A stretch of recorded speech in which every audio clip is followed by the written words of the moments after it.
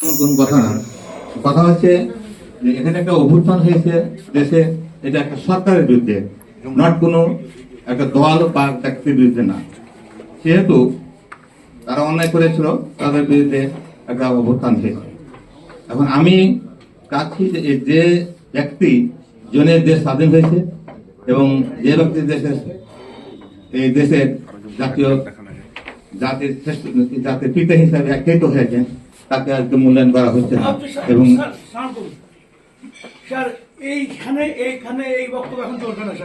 আমি এই অনুমতিটা আমি প্রথমে নিয়ে নিয়েছি ভাইয়া, আমি অনুমতি প্রথমে নিয়ে নিয়েছি। সিদ্ধান্ত নিবে এ বিষয়ে চলবে না, এটা পরবর্তীতে জনগণ সিদ্ধান্ত নেবে। জনগণ এটা জনগণ হচ্ছে না, কথা হবে না এখানে। এটা উল্লেখ করে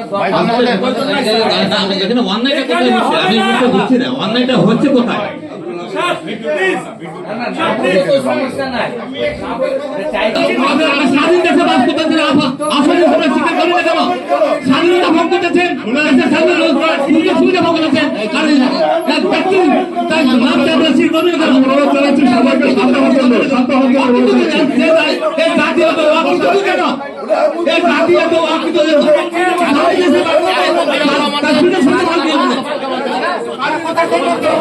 সবাই বসেন, বসেন, বসেন।